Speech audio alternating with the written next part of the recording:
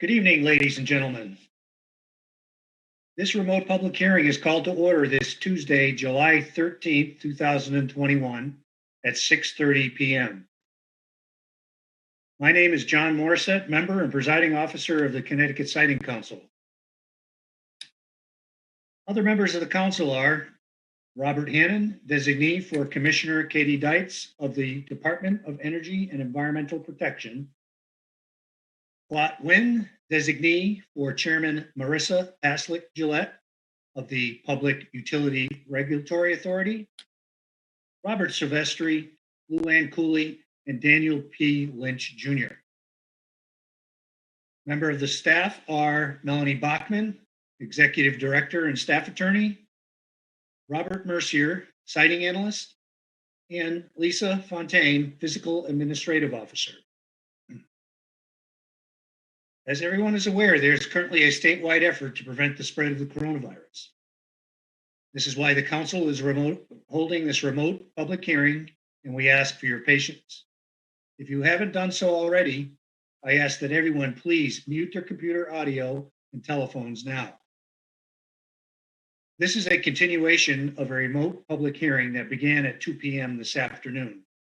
A copy of the prepared agenda is available on the council's docket number 502 webpage, along with the record of this matter, the public hearing notice, instructions for public access to this remote public hearing, and the Citizen's Guide to Siting Council's procedures.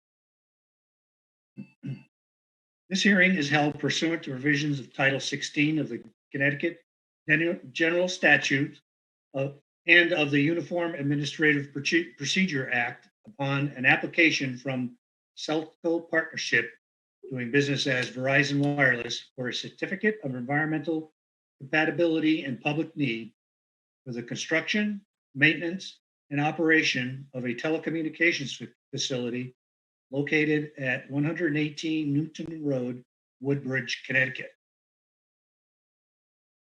This application was received by the council on May 13th, 2021. This application is also governed by the Telecommunications Act of 1996, which is administered by the Federal Communications Commission. This act prohibits the council from considering the health effects of radio frequency emissions on human health and wildlife to the extent the emissions from towers are within the federal acceptable safe limits standards, which standards are also followed by the State Department of Public Health. The federal act also prohibits this council from discriminating between and amongst providers of functionally equivalent services. This means that if one carrier already provides services for an area, other carriers have the right to compete and provide services in the same area. The council's legal notice of the date and time of this remote public hearing was published in the New Haven Register on June 10th, 2021.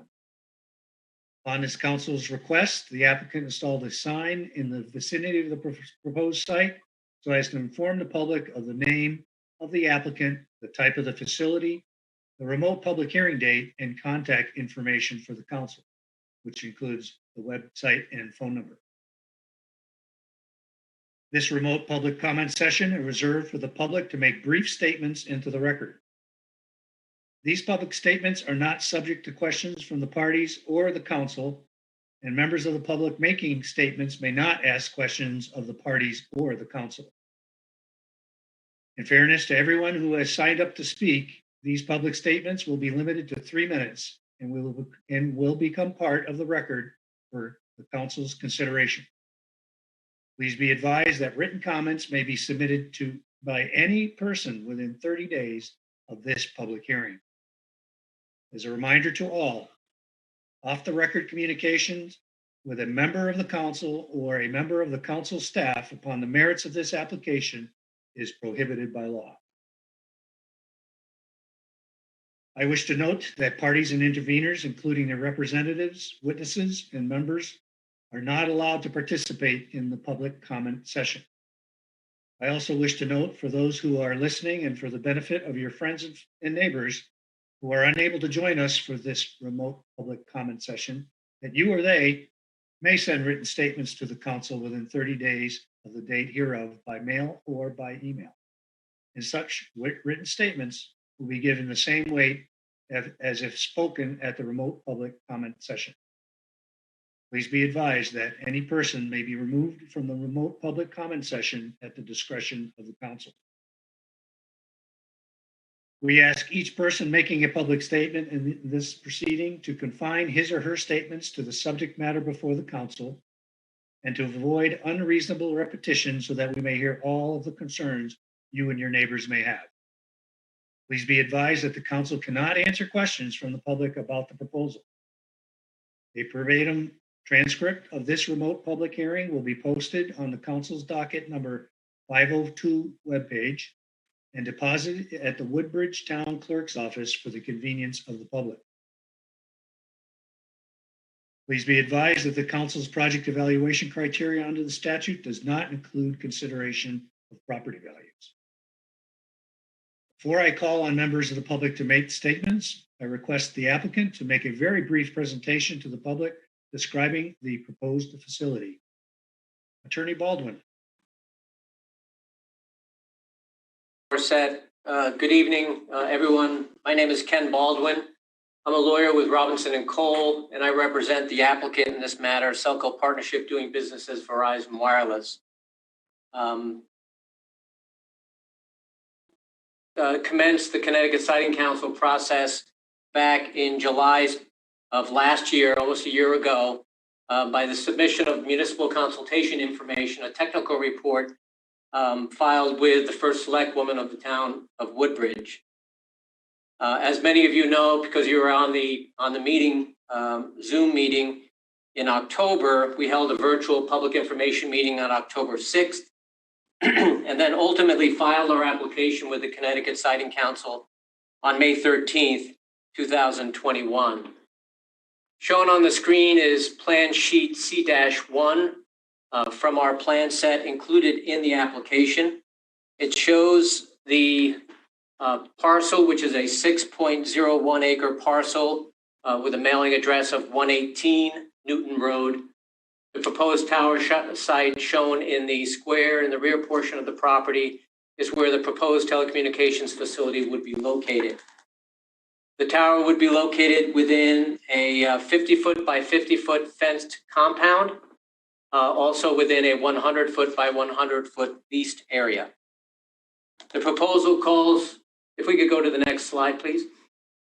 The proposal calls for the installation of a 100-foot monopole telecommunications tower.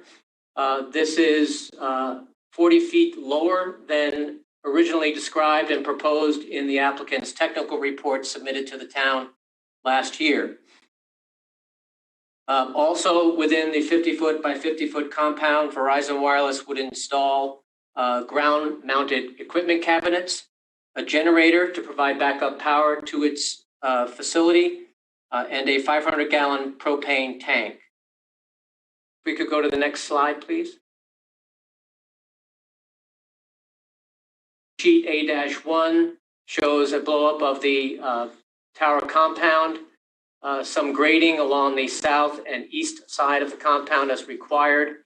It shows the location of the propane tank in the northwest corner of the compound, the tower toward the center of the compound, and Verizon's equipment in the southwest corner of the compound. Access to the telecommunications facility compound would extend from the end of Soundview Drive, the cul-de-sac, into the property, and then southerly toward the proposed tower location. We can go to the next slide, please. Verizon plans to install its antennas at the top of the 100-foot tower. As shown on this plan elevation, the antennas would extend approximately 4 feet above the top of the tower. The antennas would be mounted on a triangular antenna platform as shown in the upper right-hand portion of this plan sheet A-2. The plan would be to install up to 12 antennas on that platform, again at the 100-foot centerline elevation. Thank you, Mr. Morissette.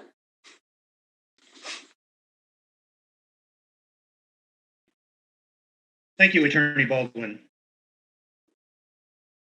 Just a note on remote public hearings. Remote public hearings are quite different from in-person hearings. For in-person public hearings, members of the public could sign in, step up to the podium and offer their comments. For remote public hearings, the public is required to sign up, speak in advance in order to provide council staff with the time necessary to facilitate connection precautions to prevent interruptions, or in common terms, bombing of the proceedings. There are protocols, procedures, and consistency measures that are followed as part of the remote public hearing process. Written comments may be submitted within 30 days of the public hearing. We'll now call to make public statements from a list of people that have signed up in advance, starting with Representative Mary Weilander and second, Senator James Maroney. Representative Weilander. Thank you and good evening. I would like to extend my thanks to the council for their patience and their attention, that they will be hearing all of the concerns tonight from residents. My name is Mary Weilander, and I have the honor of serving in the 114th District and serving the town of Woodbridge in the state legislature. Tonight, I am here to reinforce the voices of my constituents in opposition to the location of the proposed cell tower at 118 Newton Road. I appreciate being sent the complete citing packet for reference to the project and would like to start there by referencing page 19 of the introduction under section 5 of consistency with local land use controls. This section clearly lays out the requirements made by the town for the location of telecommunication facilities in the order of preference, and the use of new towers in residential zones comes last. It also clearly states the required number of feet from property lines for a tower at being the height of the tower plus 50 feet. In this case, the required amount of space of a minimum of 150 feet. 2 of the property borders do not meet this requirement. Having stopped at almost every home in Woodbridge over the past few years, I was familiar with the area of the proposed tower, but I went back today to look more closely at the general area of the tower and the access road. This is an overwhelmingly residential area. In fact, it is one of the few areas of Woodbridge with small roads that connect to each other rather than a main thoroughfare. Looking at the locations of the existing towers in surrounding sections of town and adjacent municipalities, this appears to be one of the more residential locations outside of a city area for a tower. While I know that the proposed site has the elevation that Cellco claims is necessary to meet the needs of the area, there must be alternate locations that could provide similar service improvements in a less heavily residential area. I would also like to state that in the dozens of emails and phone calls that I received constituents, that not one was in favor of this proposal. Now, I know that the trend tends to be that people are more likely to speak out when they oppose something, but in my years of speaking to and now representing the residents of Woodbridge, I have found them to be exceedingly balanced in their approach to issues, even controversial ones. I have never had 100% of feedback on any issue be aligned in the same way until now. What I also noted was that while high complaints of lack of service was referenced in the packet as a reason for this location, that did not come up one time in any of my communications with residents. Again, my experience with Woodbridge residents is that they will, perhaps begrudgingly, admit that there could be improvements or positive aspects to a situation, even when they don't agree with the proposal in its entirety. In this situation, I did not have one person reference the lack of or poor service as a concern or as a potential positive outcome to this action. I respectfully urge members of the Siting Council to listen to the people and families who will be living under this tower and hear the overwhelming opposition to this location and reject this proposal. Thank you so much for your time and consideration. Thank you, Representative Weilander. We'll now hear from Senator James Maroney. Senator? Good evening, and I would also like to thank the Siting Council for your service, but also for the opportunity to speak before you tonight. I join my colleagues, Representative Weilander and Senator Cabrera, in opposing the location of this cell tower at 118 Newton Road. We've already sent you a letter, and my colleague, Representative Weilander, has just completed her testimony. In addition, I understand that more than 40 other residents have signed up to testify tonight. So in the interest of time, instead of reiterating those points, let me say that, like Representative Weilander, I have heard from dozens of constituents who are all unanimously opposed to the location of this cell tower.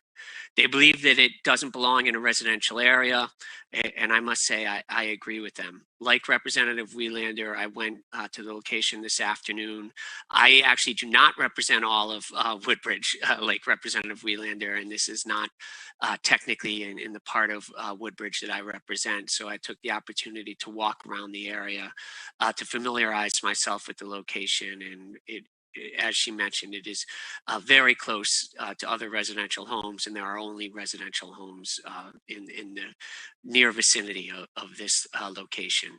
So I would urge you to ask the Selco partnership to work with the town of Woodbridge to find a more suitable location within the town. I thank you for your time and your consideration. Thank you, Senator Maroney. We will now continue with Donna Sofferin, followed by Michael Sofferin. Donna Sofferin, please.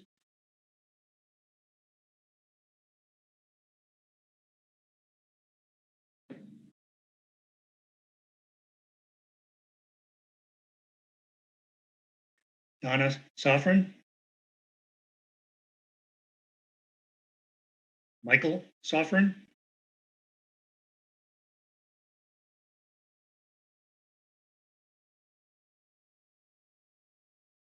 We will come back to the Sofferins. Next, we have Rebecca Dalrymple.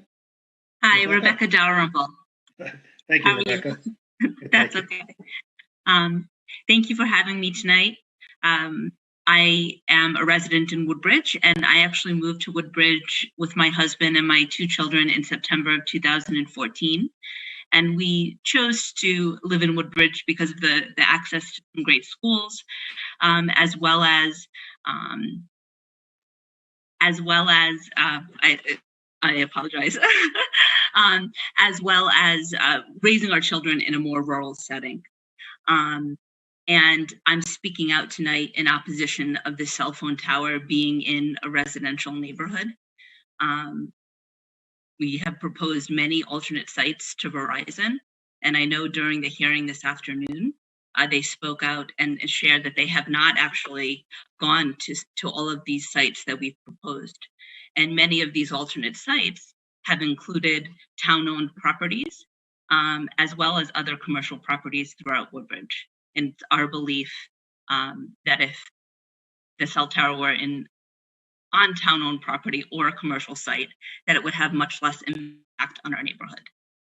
And the concerns that I have about it impacting our neighborhood are all tied to a potential loss in property value, as well as harm to the environment and the neighborhood, you know, the trails and the wildlife that lives in our neighborhood.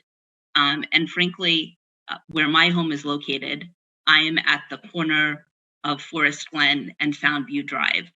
And as Selco shared tonight, the plan is to use Soundview Drive as an access road to provide, you know, maintenance for this tower. So what was once a quiet cul-de-sac that my children could ride their bikes on will now be a routine maintenance service driveway for Selco, and I don't believe that that is right. So I strongly encourage Selco and the siting council to press them to sit down with our town, who is very open and willing to propose some alternate sites that wouldn't be in the middle of a residential neighborhood. Thank you. Thank you. Now call upon Karen Kasp, followed by Bill Wu. Karen Kasp, please. Hello, and thank you for the opportunity to express my ideas. I'm Karen Kasp, and I live at 14 Orchard Road, just around the corner from the proposed cell tower. My husband and I moved to Woodbridge in 2003. We were drawn to the area because of the beautiful rural landscape, the excellent schools, nature trails, and a quiet life among good neighbors. When we moved here, we knew that we would have to accept certain limitations of rural life in exchange for living in this town. Woodbridge residents rely on well water. We have no gas or sewer lines and no sidewalks. It has always been obvious to us that there could be better cell phone reception, but we accepted it as a trade-off for rural living. That being said, we were shocked and dismayed to learn that anyone thought it was acceptable to put a cell phone tower on private property in close proximity to 2 other homes and several other near neighbors. It is a sad reflection on the relationship we have with our neighbors at 118 Newton Road that they contracted with Verizon to allow a cell phone tower to be built on their property without thought of or consulting with their nearest neighbors. And I am sorry for that. However, while they have the right to use their property in this way, we have the right to voice our objections. This transaction affects the entire community and is unwanted. The tower will be an eyesore in the middle of closely situated homes. It will negatively affect the nature of our town and the nature of those living next to the tower. I would not have chosen to purchase a house if it had a cell tower next to it, if for no other reason than it is unsightly. I know that the Woodbridge Selectmen have proposed 14 alternative sites to Verizon, including town-owned property with attractive lease terms. It is my belief that Verizon has not seriously considered these other options, and it is hard to believe that of all the other choices, none could provide adequate substitute. Does the criteria for determining what is the best location include considering the effects of the community? If not, then it should. On the Siting Council website, it clearly states that the council is responsible for balancing the needs for adequate and reliable public utility services at the lowest reasonable cost to consumers, with the need to protect the environment and ecology of the state and to minimize damage to scenic, historic, and recreational values.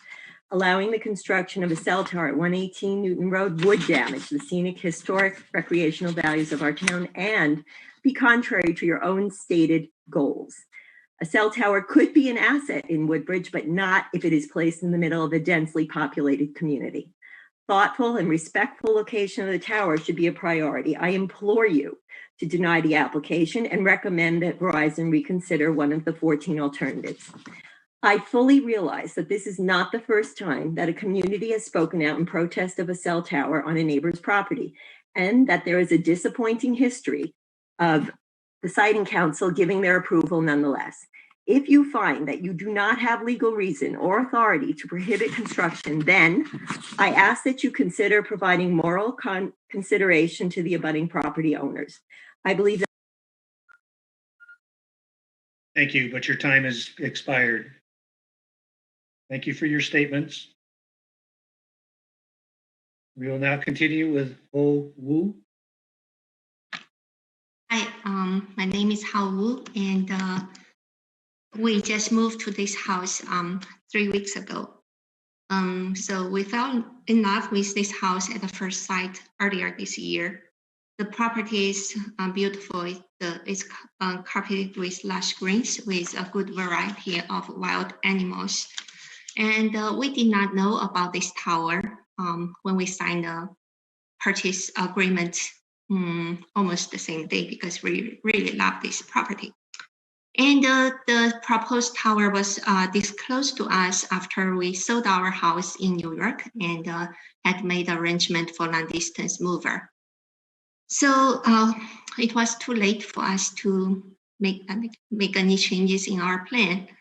So Woodbridge has a really quiet rural feeling, and it's close to my work in New Haven and has great school system for my daughter. But if we had known that early enough, I'm not sure if we will be still sitting in this house at this moment.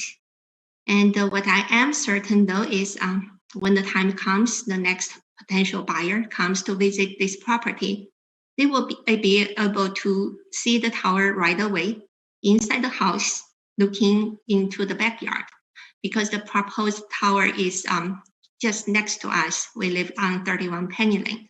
So the proposed tower is just a fence away from us. It will be an eyesore and they will see it.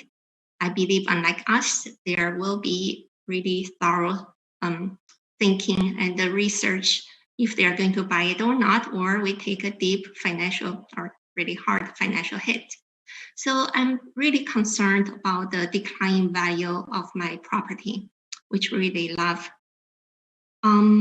So we purchased this home anticipating a really quiet and a peaceful surrounding.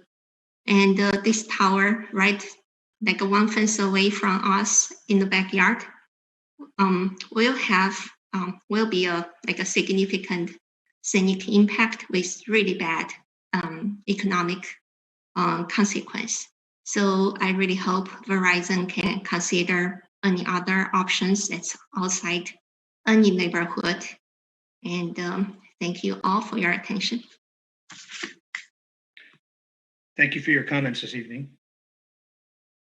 We'll now call on Jean Shannon.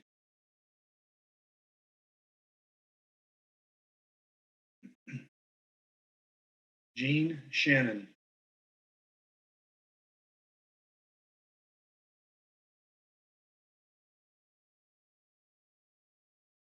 Jean Shannon.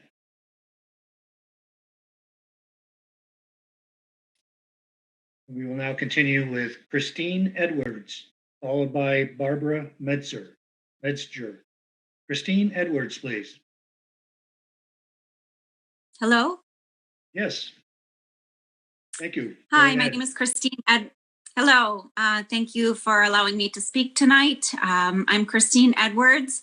My husband and I were sent here by the U.S. Navy as active duty service members about 3 years ago.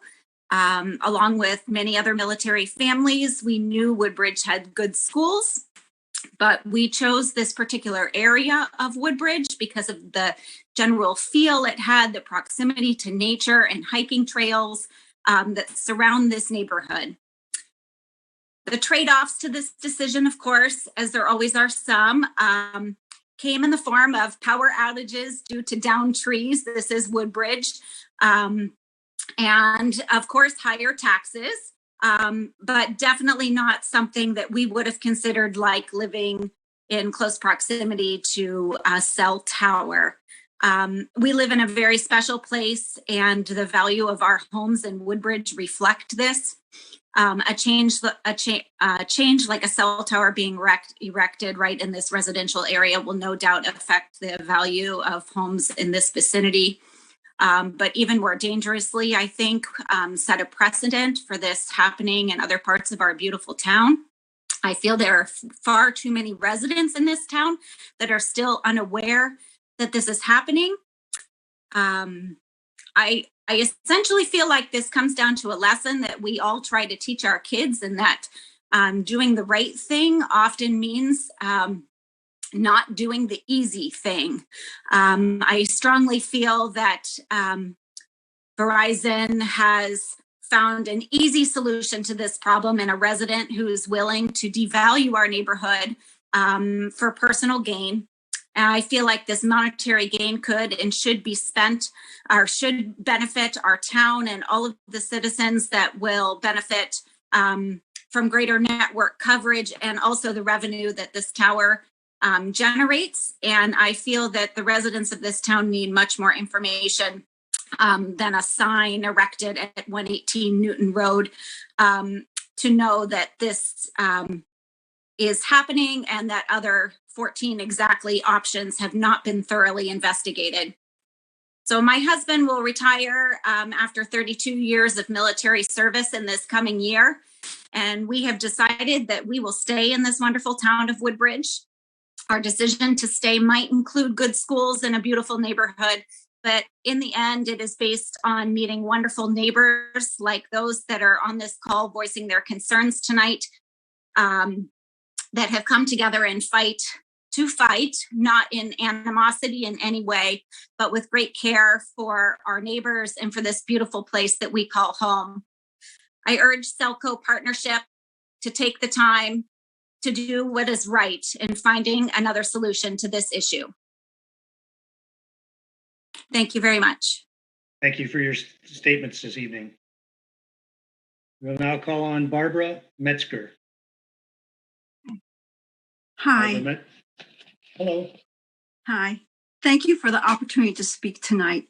I also feel very similar to the people who have already spoken, especially the objections spoken by Mary Weilander. She actually said many of the things I wanted to say tonight. But I just wanted to share with you, I've been living in Woodbridge for over 25 years now. I moved to Woodbridge after a lifetime of living in cookie cutter homes with sidewalks and postage stamps backyards. And when we moved from California to Woodbridge, I found my dream community, neighborhood, friends, everything that I was hoping it would be became fulfilled. We fell in love with our house. We sit in the backyard and look out at the woods and feel like we had our own private park. And the neighborhood that we live in, Forest Glen area is where I specifically live. People are constantly out and about. It's a very active neighborhood. There are always people bicycling, walking dogs, running. You meet your friends and neighbors on the street constantly. And we walk the Soundview area as well with our dog regularly. So putting the cell tower there, proposed putting it there, was a real shock to us, having lived here for so long. And we have also put up with the power outages and things that come in living in a heavily wooded area. But we chose this specifically because of that, because it was semi-rural and very different than how we grew up. And our kids have thrived here. They've gone on to college and beyond, and we're still here. And we have no intention of leaving. But having this eyesore put into our area when there are alternatives that would be equally available and accessible to provide adequate coverage, it just seems so anti-democratic because you're not listening to the voice of the people here, that the whole community is basically against it, except for the one family that's going to benefit from it financially.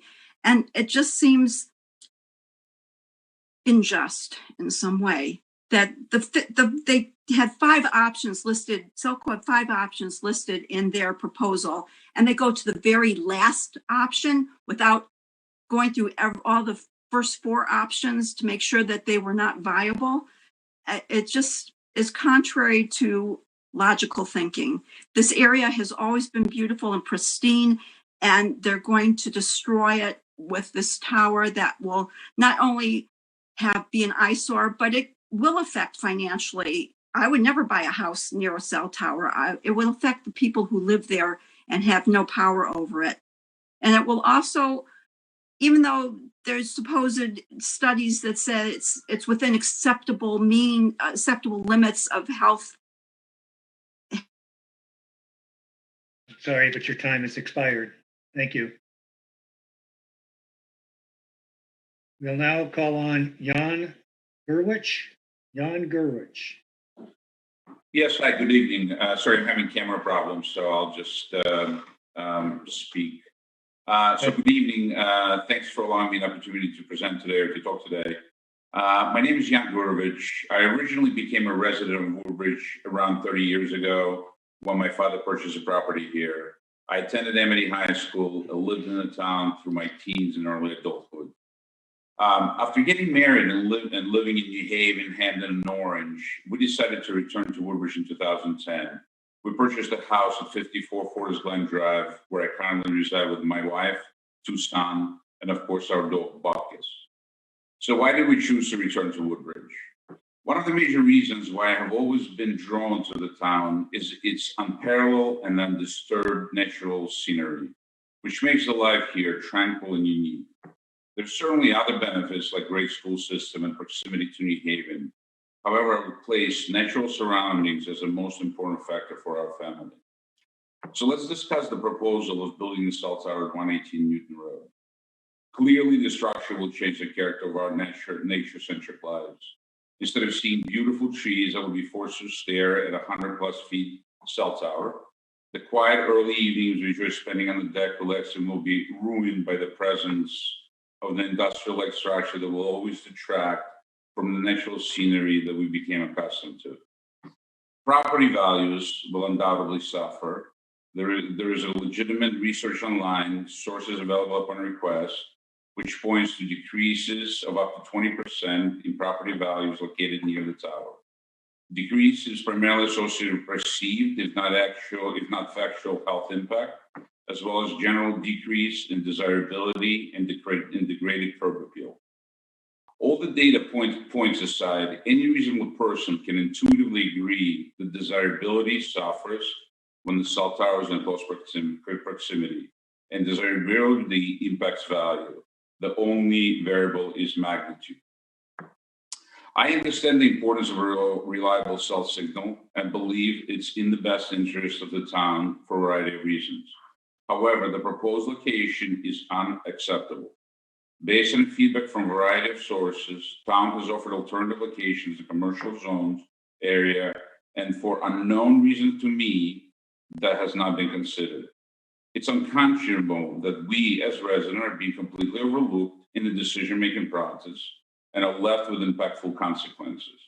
I implore our town, Verizon, and other parties involved to seriously reconsider 118 Newton Road as a proposed location for the tower. Please consider other locations where the lives of the residents will not be impacted and the DNA of our town is not changed. Thank you for your time. Thank you, Mr. Gurwitch.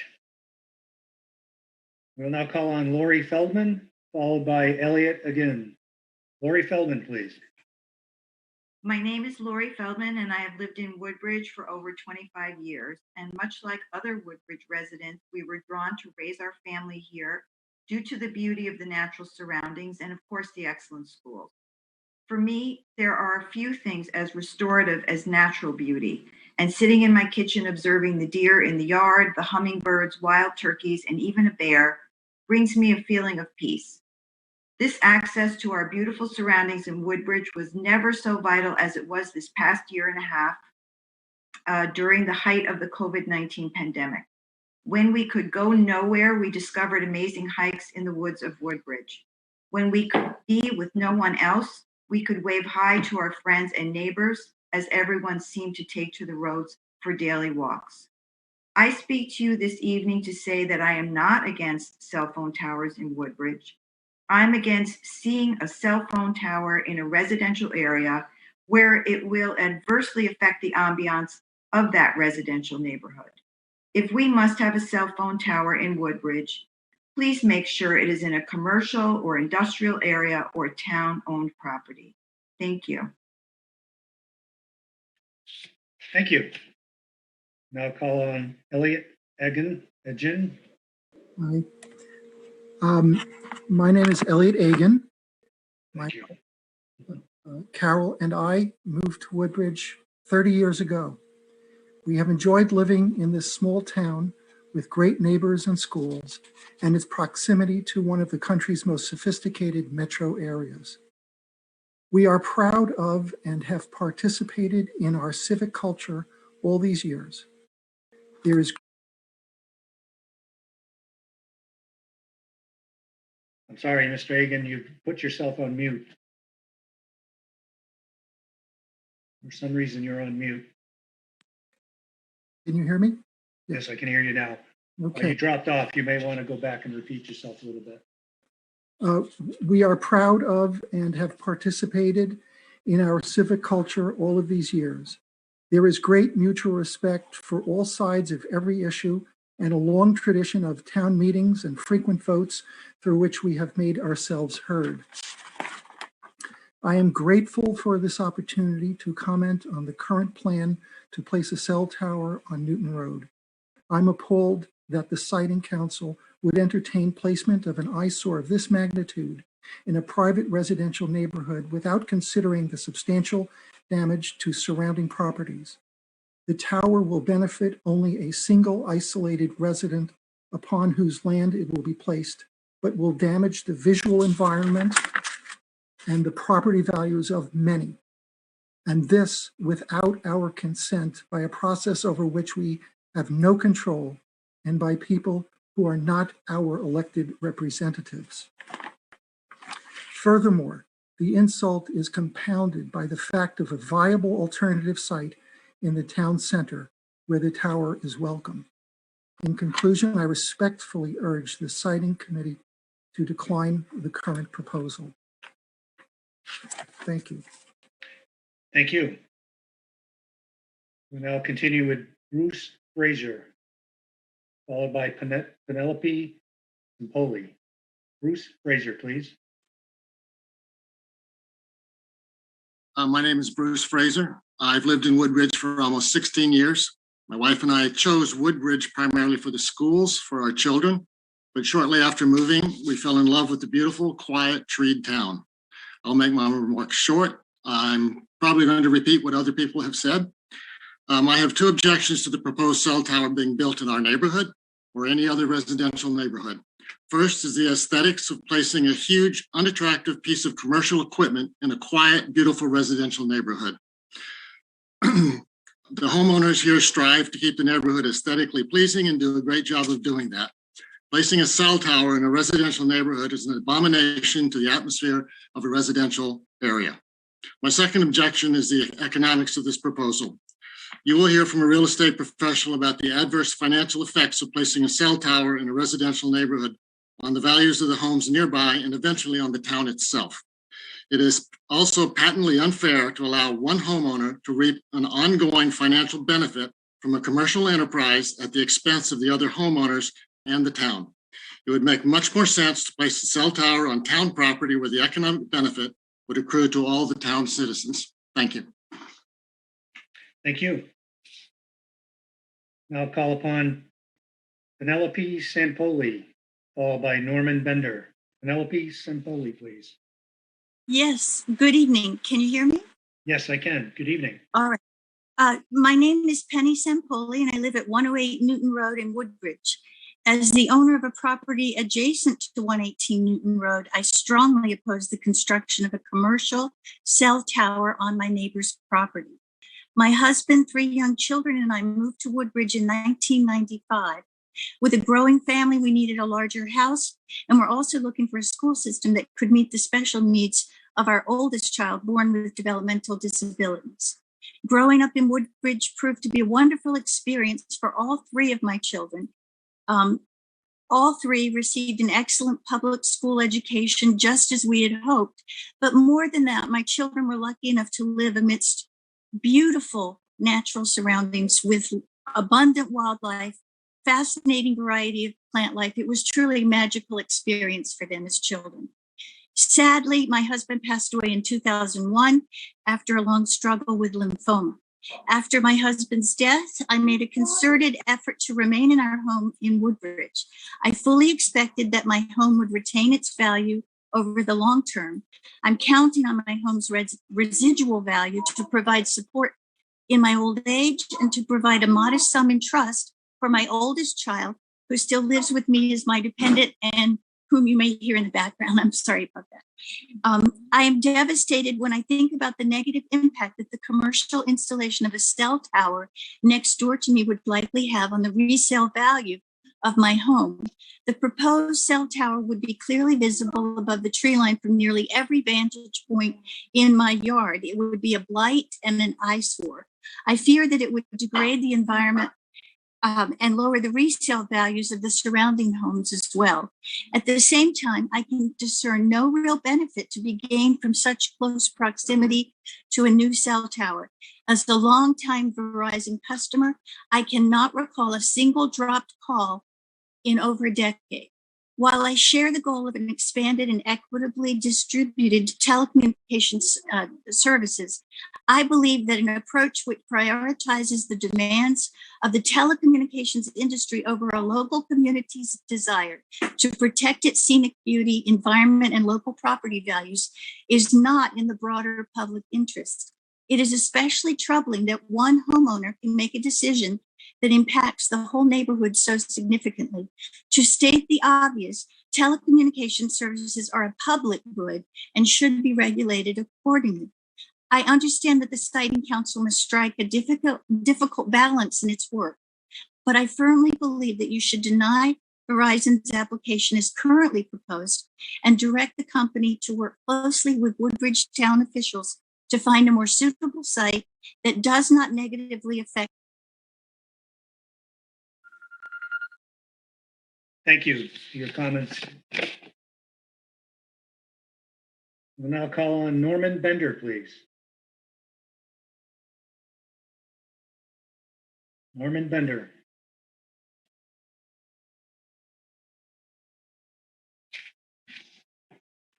We will come back to Mr. Bender.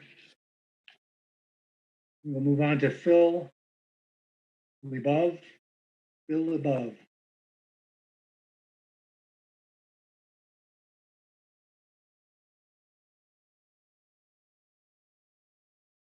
Mr. Libov.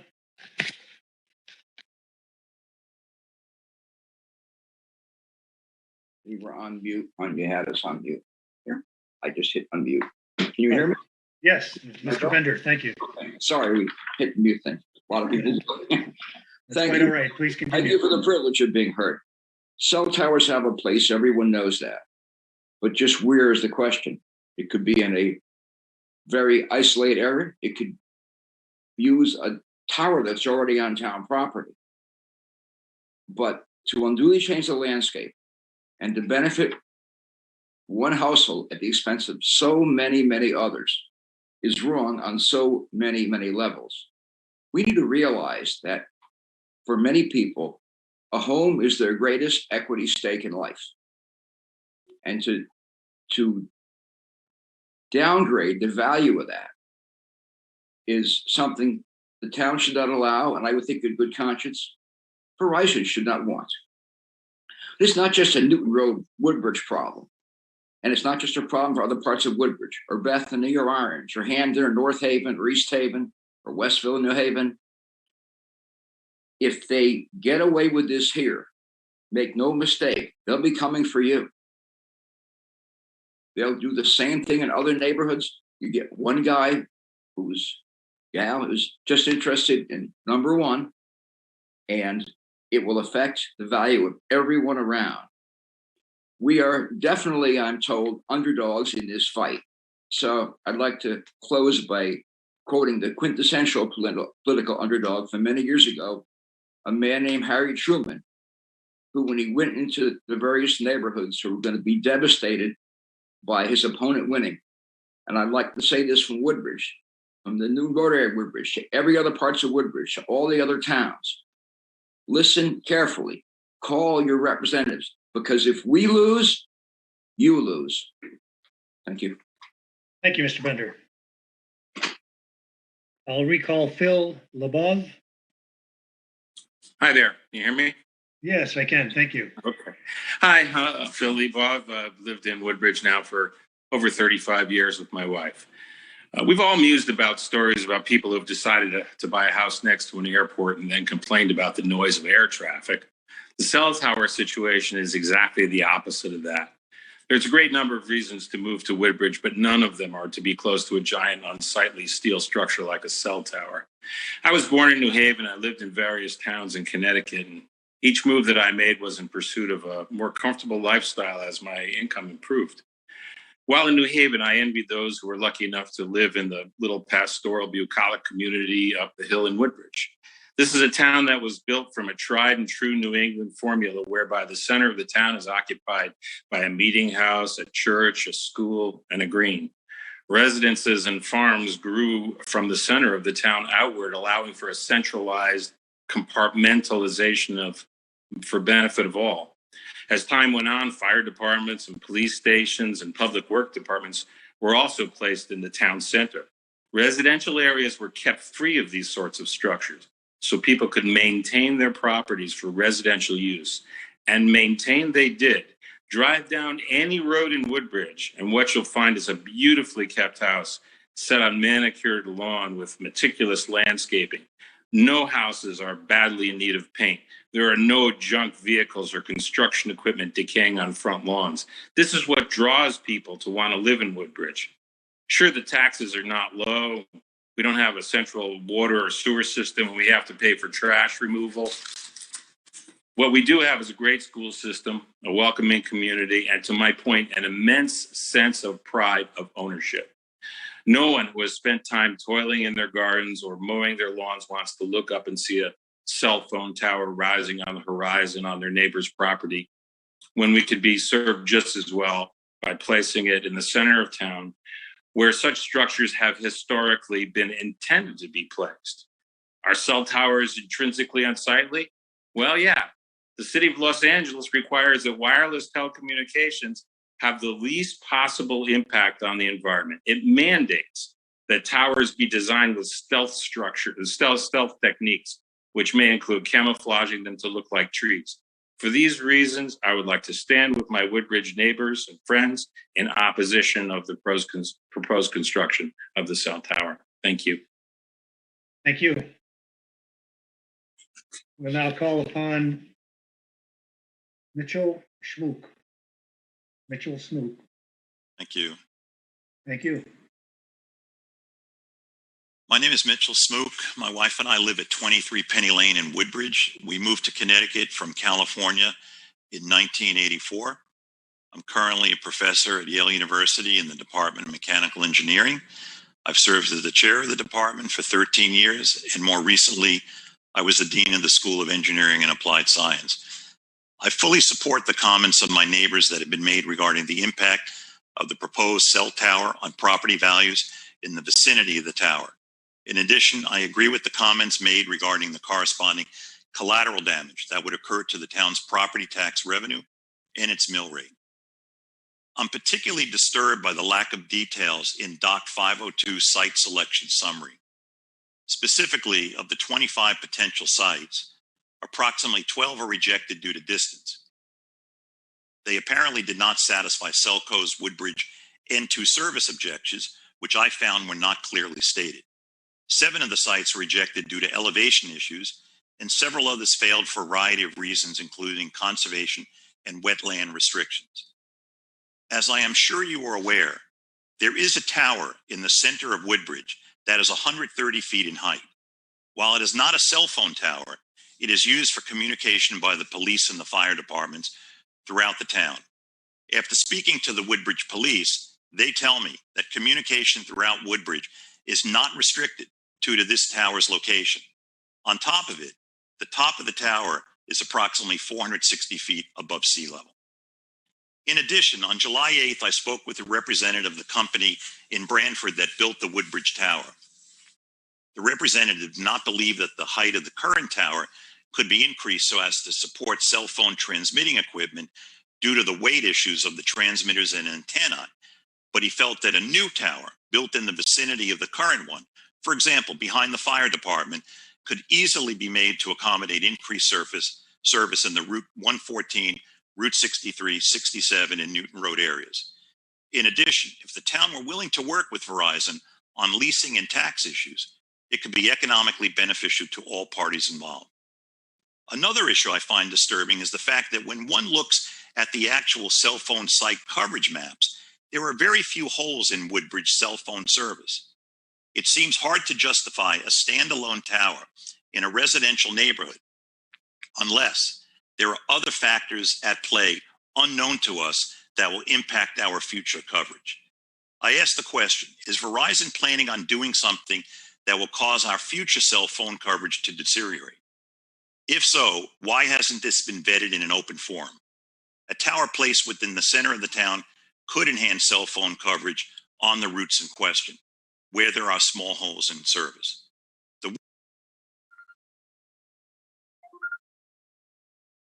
Thank you. That concludes your time for comments. Thank you for your time. Next is Ann Warner. Ann Warner.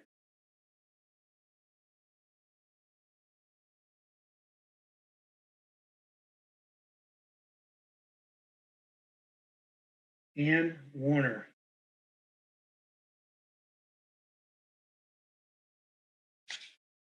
I'll call upon Alan Ruskas. Alan Ruskas. Oh, hi, thank you. My name is Alan Ruskas, and I'm a resident of Orange, Connecticut. Speaking today as a close friend of many Woodbridge residents and a citizen deeply concerned with the current conflict of large businesses and the individual. I do thank the committee for the opportunity to talk on behalf of these homeowners against the intrusion of this Verizon tower in their community. I believe the federal, state, and local governments have a duty to protect us as individuals against abusive practices of large businesses. Zoning laws are created to ensure the safe and amicable environment of residential areas. Residents of this particular community have long lived there, maintained those guidelines, and created a sought-after environment. I know we wouldn't let an individual break off a corner of their property and open a small store, a hot dog stand, or any such business. Why would we let a large corporation do exactly the same? I also understand the communication infrastructure is very important today and know some sacrifices must be made at times to maintain that. In this particular case, however, there are clearly a number of alternatives for placement of this tower that do not violate the residential nature of any community at all. I heard many of these presented this afternoon. Some have been explored, others have hardly been considered at all. I do not understand why we would not pursue those solutions here in more detail.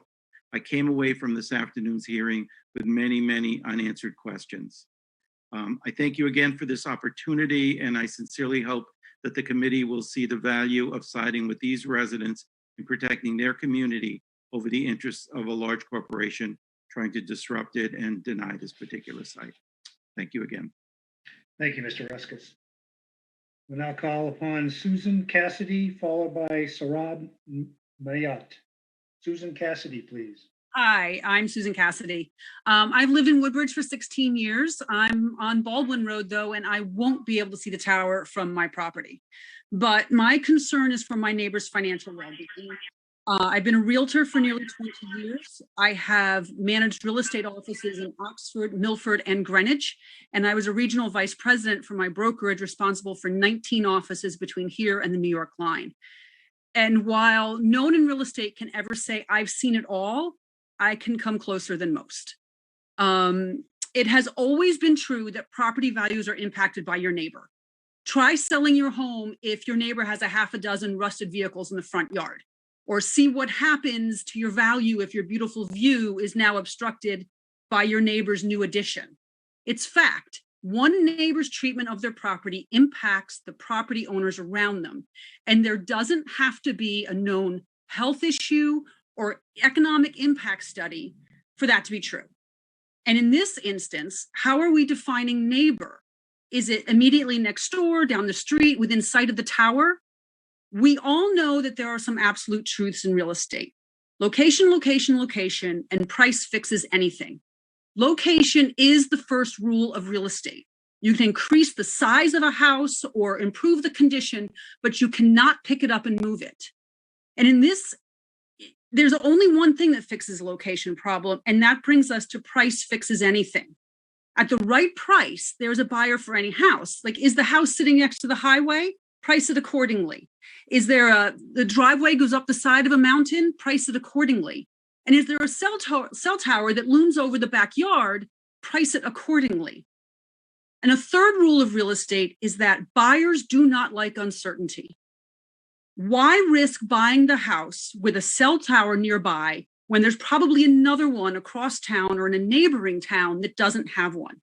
In my professional opinion, this proposed location for the cell tower is going to negatively impact our entire town. This location borders some of our highest priced neighborhoods, and due to the proximity to the high school and the center of town, if these property values are impacted, it brings down the average sale price for everybody in Woodbridge. And when the values go down, the mill rates go up. I'm urging the siting council to please recommend to Verizon to work with the town and listen to the options they have for non-residential locations. I'm not saying not in Woodbridge. I'm simply saying that there must be a location in Woodbridge that will bring the benefits of 5G without creating a detriment to the community. And frankly, in my opinion, added cost to Verizon versus lost equity for our property owners should be an obvious choice. Thank you. Thank you. Now call upon Sarab Mayat. Sarab Mayat. Thank you and good evening. My name is Sarab Mayat and I currently reside at 38 Penny Lane in Woodbridge. I am a longtime Woodbridge resident since 1979. That's 42 years. What I love and value being the key word, most about Woodbridge is what you've heard from my neighbors this evening. I love nature. I love wildlife. I love the fact that I have the sanctity of my yard, my home, and my neighbors to walk my dogs. And I'm so proud of the fact that I've been able to raise my children ages 10, 12, and 15 here where I grew up. And all those values, all those things that we've talked about this evening that you've heard from my neighbors that I have valued, they value. And I am so proud to be able to extend that to them. And exactly what Ms. Cassidy was just talking about, I am so concerned about preserving the value of my home. And just because my neighbors have done such a good job of articulating it and thinking of what Mr. Bender just said, that our home is our greatest equity stake. I just want to make it personal for everyone. In 2018, I faced an unexpected divorce. I had to negotiate priorities and protect the well-being of myself and secure the financial future of my children. And the decision I made was just as Mr. Bender articulated, in my home. And what we're talking about here, I oppose so strongly because there is no data in the world, Ms. Cassidy has said it way better than me, that shows anything other than a decrease in value if the cell phone tower is erected. And I ask the council members to think about the impact to our community and to people like me. And perhaps you know someone like me who's been in this situation. It's not easy. And I have fought very hard to keep my home and to protect my family. And I'm asking you to do the same on my behalf and the behalf of my neighbors. So please make a decision that's right for our town and give us an alternative location, or give us the opportunity to sit at the table with you and come up with an alternative location to protect my neighbors and my family. Thank you. Thank you. We now call on Brian Daly. Mr. Daly. Hi, my name is Brian Daly. My wife and I and our son Liam moved to 14 Soundview Drive in Woodbridge 3 years ago. Our property abuts the proposed cell tower. We are speaking out in opposition to this tower being placed in a residential neighborhood. Before purchasing our home on Soundview, we were a running joke at a real estate agent's office. The office was convinced my wife and I would never agree on a house. For us, we weren't looking for a house, we were looking for a home. We looked at houses every weekend for over 2 years before placing the offer on our home. It wasn't easy purchasing the home in this area with all the competition on the market and facing a multiple offer situation. In the end, we resorted to writing a personal letter to the previous owner on why we wanted the house. In the letter, we described the life we saw in Woodbridge at Soundview Drive. It included our son being in a community that valued education and childhood development. The letter included us sitting at the front porch watching our son play in the yard, watching him ride his bike in the beautiful cul-de-sac, his friends meeting up for pickup sports at the end of our road in a neighborhood we felt safe and comfortable in. At no point was cell service a concern of ours in searching for a home. We were unaware at the time of purchasing our home that the property next door had been considered for a Verizon cell tower site. Nowhere did it need to be disclosed to us. If we had known, I can guarantee we would not have purchased this property. The placement of the power tower, as other people have mentioned, will have a drastic negative impact on the surrounding property values and our quality of life. This is not a cell tower that is isolated from the rest of the neighborhood. This is a cell tower feet away from where my son plays basketball. It will affect my son's quality of life. When we mentioned the situation to family friends, the other mother's response was, "Don't worry, Liam can come for play dates at our house." You know, at first I didn't realize the underlying message of that statement, but when I did, I realized she was saying Liam could go to her house because she would not feel comfortable having her son at our house next to a cell tower. I am concerned for my son's safety. I will feel uncomfortable having my son play outside while construction or maintenance is going on with the tower. The neighborhood is filled with children, and to have a tower that will have a paved entrance with direct access from our cul-de-sac, it is absurd to think that kids of all ages will not be curious about it and drawn to the property. I'm concerned what will happen if my son gets hurt on the cell tower property, and I am concerned of the property owner's reactions when the kids of the neighborhood enter the cell tower area. I feel the placement of this tower is inconsistent with the values of our community. Woodbridge is a shining gem of New Haven County because of the attention it pays to preserving its community, environment, and investing in our children's future. People move to rural communities as ours based on these reasons. People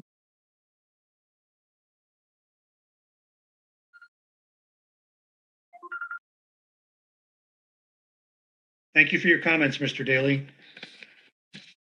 We now move on to Stephen Kleinstein. Mr. Kleinstein. Hi, I would like to start out by saying that it disturbs me greatly to see that several CSC members are not on video for this meeting. I have no idea if they are paying attention or not, or if they're even present now to hear my strong objection and the objections of so many of my neighbors. I find it disrespectful. My name is Steve Kleinstein. I live just down the block from the proposed cell tower site. I moved to Woodbridge with my family in 2006. We looked for homes in many different neighborhoods. We chose Woodbridge for several reasons. Great schools and an easy commute to New Haven were two of the things that attracted us here, but mainly we fell in love with the idyllic look and feel of the town. My wife and I take walks around the neighborhood almost daily, and it just gives me a good feeling being around all the trees in a natural setting. Now I'm concerned that the proposed cell tower is going to ruin this beautiful area that we chose. The proposed site is less than 1 mile from my home. It is directly on my commute home from work. I drove this route on March 10th, 2021, the data that a crane was at the site to perform a CW transmit test showing exactly how the cell tower would disrupt my views and the views of my neighbors. It was terrible. The location of the tower was impossible to miss from the street. If it gets built, it will cause me emotional stress every time I walk or drive by. Cell phone towers simply do not belong smack in the middle of a residential neighborhood, as is proposed in this case. The day the crane was there, I also walked down to my neighbors' houses on Soundview Drive. I could not believe how close the cell tower was to these properties. It will be an eyesore and completely destroy this area. There is simply no reason to put a tower like this in the middle of a neighborhood, in full view of many houses and partial view of many more. Connecticut should not be allowing this, and you should not be allowing this. I am also concerned about fairness. It is simply not fair for one family to benefit financially from a cell tower that will surely cause the rest of the residents of Woodbridge to lose money and peace of mind. The tower should be built on town-owned property so that all of the residents can benefit equally. Cell tower revenue would benefit the entire town by helping to pay for things like better schools, and this would provide benefits for all. I don't think that Verizon has engaged sufficiently with the town to explore alternative sites, ones that are not in the middle of a residential neighborhood. Altogether, the idea of this tower is very upsetting to me. While I love this neighborhood dearly, I would not have purchased this house if the cell tower was present, and will certainly have to consider leaving if the tower does get built.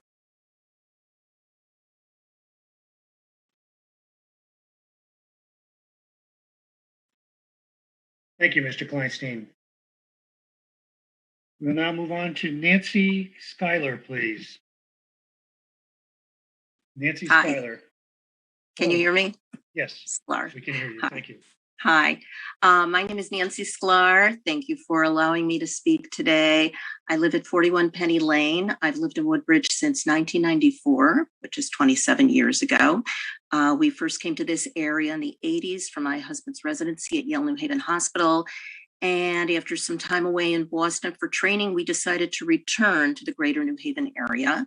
And we moved to Woodbridge shortly thereafter, as we felt it would be a wonderful place to put down our roots and raise our family in this safe and beautiful rural community with wonderful neighbors who take great pride in the community.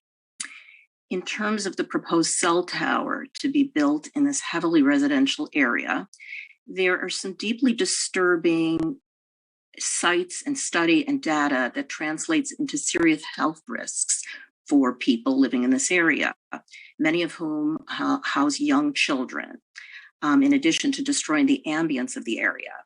In 2018, the National Research Council simply said we do not have enough information about potential health risks of long-term exposure to radio frequency energy from cell towers and other components of our communication systems.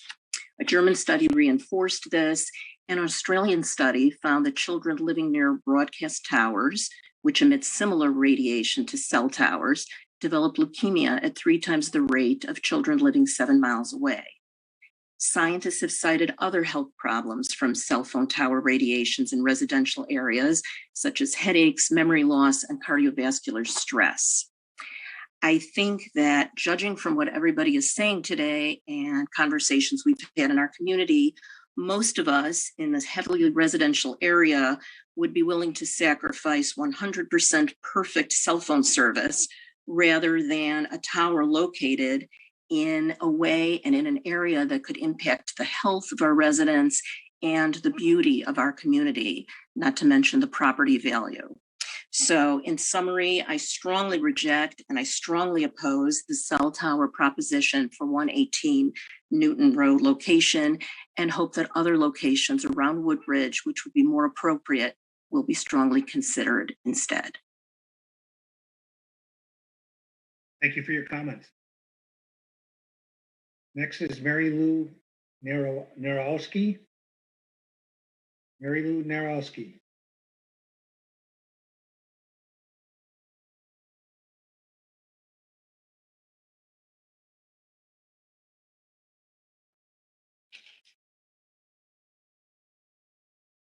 Mary Lou Narowski.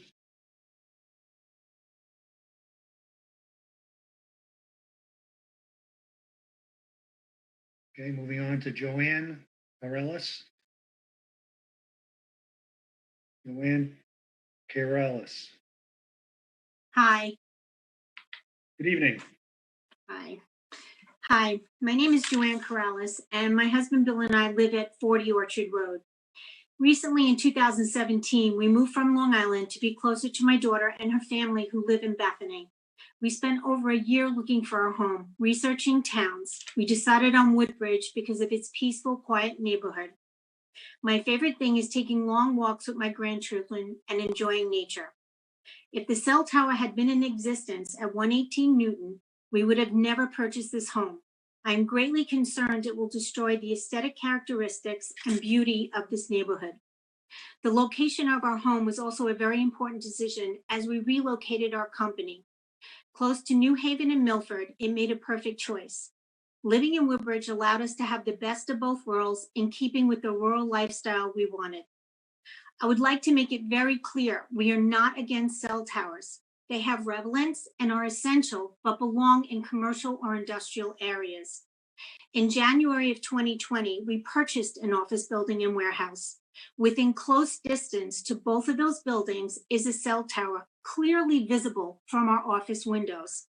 It did not have any impact on our decision for this major purchase. But this is where we work, this is where we work, not where we live. Cell phone companies cannot lose sight of the perspective of a cell tower. They should not be able to deface a neighborhood by monetarily benefiting a single homeowner to gain access to a residential area.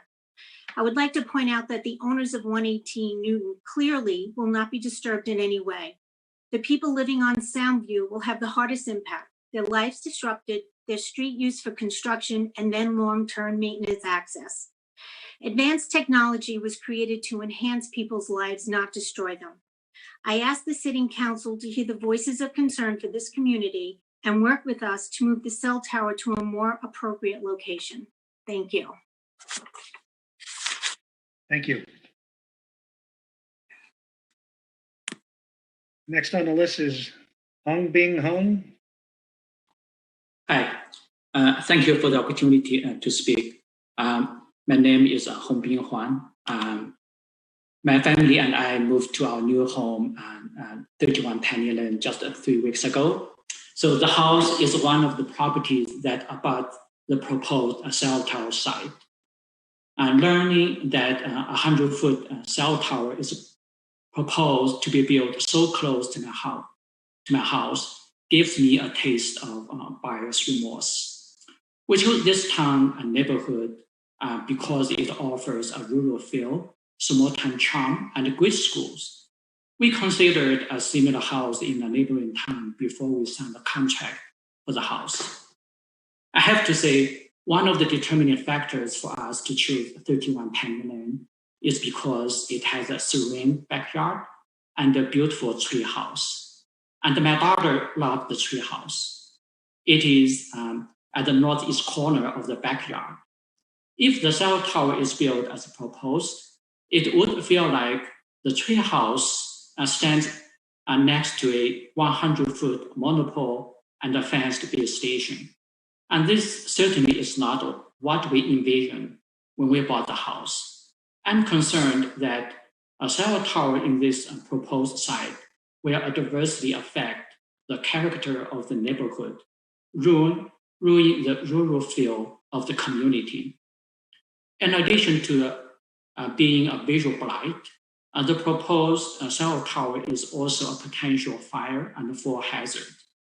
It's not unheard of that cell towers catch fires and high winds topple poles. Cell towers in residential areas will create anxiety, stress, and worry, and would result in a deterioration of quality of life for our neighborhood. As a newcomer to the community, my own reaction to the news about the cell tower proposal makes me believe that a cell tower in this residential area will lead to a depreciation of real estate value in this neighborhood. I'm not against cell towers in Woodbridge, but I don't think that installing cell towers in residential areas is a good idea.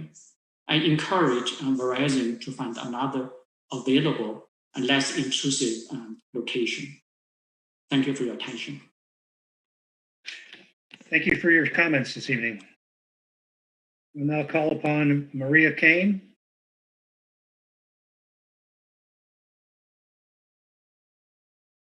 Hello, good evening. My name is Maria Kane.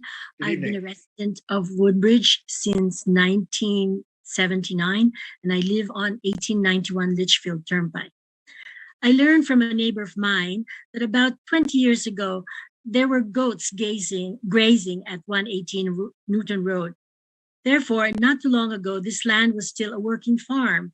It's one of Woodbridge prime agricultural lands. From 2004 to 2009, the Connecticut Working Lands Alliance and other concerned organizations worked with the Connecticut legislature to put forth a policy to conserve and preserve what was left of agricultural lands in the state. We were losing agricultural lands to development in disturbing amounts daily and rapidly. On the local side, town of Woodbridge also recognized the issue and to this day includes farm preservation as an important policy in its town plan of conservation and development. It has become an essential value of the culture of the town. Any development, even the erection of a cell tower, destroys the land by changing numerous soil elements that ensure the stability of life on Earth. Woodbridge has enough necessary development and also enough cell towers that we do not need one in a residential area. It's been proven time and time again that conservation and preservation of farmland is essential in alleviating climate change. Woodbridge has,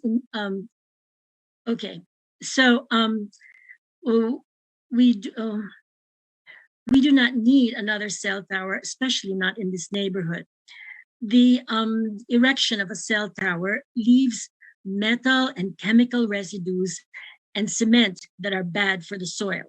When you disturb greenery, you disturb the essential exchanges of gas in the soil that affects, the making of turning carbon dioxide into nutrients to support plant life and tree life. And it will impact the sending back of gases that affect the warming of the globe. Anyway, what else did I want to say? In addition, when you make a cell tower, you compact the land and with constant passage of heavy equipment and constructing permanent passage to the tower. Compaction has a huge negative impact on the soil. It kills many organisms that develop in the soil and disrupt important cycles that sustain life on the land. Also, as we are in a watershed, which includes that neighborhood, Thank you, but that concludes your time for comments. Thank you for your comments. We'll now call upon Ellen Scarletta. Ellen Scarletta?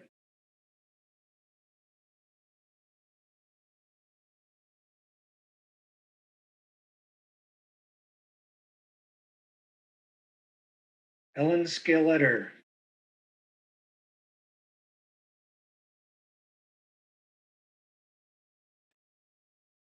Now call upon Linda Calarco. Linda Calarco.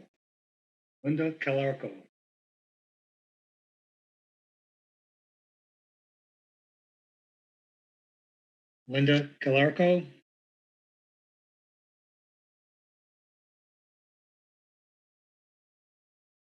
We now call Greg Kowalsko. She's here. Oh, thank you. Thank you. Yes, thank you. I'm sorry for the delay. That's okay. My name is Linda Calarco. Excuse me. Thank you to the Siting Council for hearing my comments and those of my neighbors this evening. I have lived at 27 Forest Glen Drive for 40 years. My husband and I raised our two sons in our house, which we have renovated, improved, and increased its value multiple times. Families have lived in this safe and beautiful neighborhood over the years with confidence that it will maintain its character and value. Only now, with the possibility of the erection of an industrial structure in the middle of homes, backyards, jungle gyms, and barbecues, is that assumption, that confidence in neighborhood character and worth dashed and destroyed. I understand that Woodbridge could use improved cell phone service. I understand that Verizon wants to provide that for its customers, as it should. However, I'm not sure Verizon understands the full scope of its responsibility, that it has a responsibility to serve its customers not only by providing cell phone capability, but they also have the responsibility to do so with the least possible negative impact to the people they serve. Erecting this tower in a residential zone is inappropriate, unsightly, disturbing to a way of life, disturbing to wildlife, and detrimental to property value. A cell tower does not belong in this residential neighborhood, nor in the neighborhood of those who sit on the Siting Council, nor in the neighborhood of employees of Verizon. It does not belong in any residential neighborhood, any residential zone. And Verizon knows that too. And Verizon also knows that there are other options available to them which can, with their technical expertise, yield comparable coverage and service. They need to recognize that it is their responsibility to sit down with town officials to work out a solution that serves the needs of its customers without this negative impact, which has been outlined by our neighbors this evening, and which is fully known by Verizon. Erecting another tower between two already existing towers is a simplistic solution. Surely Verizon can work out a more suitable, a more technically sophisticated solution that will meet everyone's needs without the harmful effects this plan presents. All they need is the will. I ask the Siting Council, whose mandate is to ensure the proper use of the state's land, to ensure that Verizon be a responsible corporate citizen by declining their application, and by asking them to collaborate with the town and come up with a solution that provides the customers with better service without the negative impact on their residents. Thank you. That concludes your 3 minutes. Thank you for your comments this evening. We now call upon Greg Kowalski.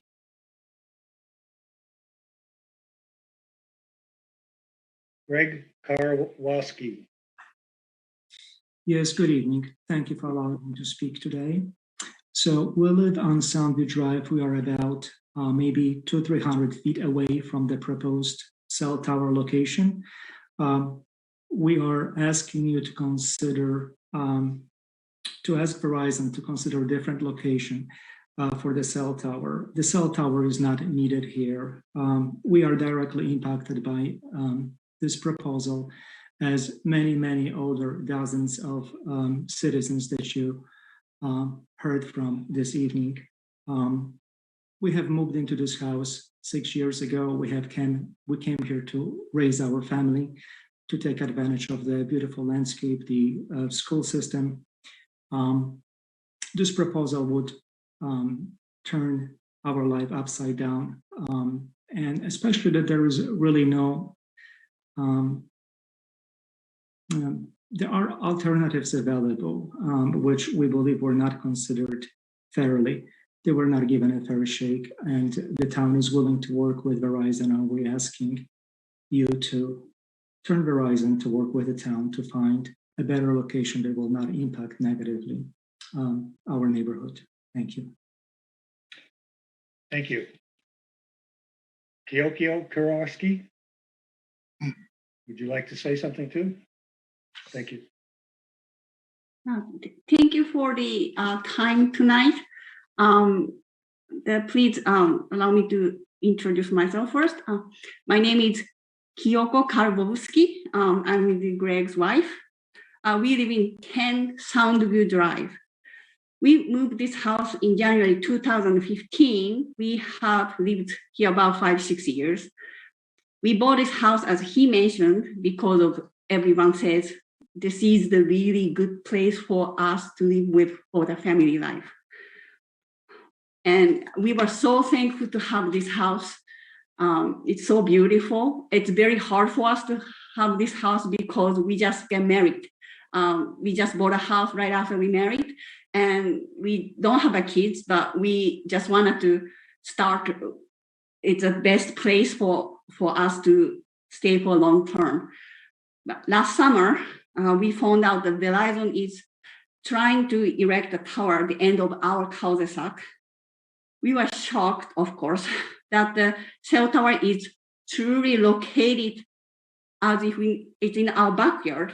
Since the terrifying day that we found out, we have constant fear of losing our house.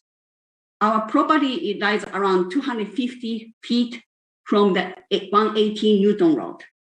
And even worse, Verizon is trying to use our cul-de-sac to be an access road to the tower.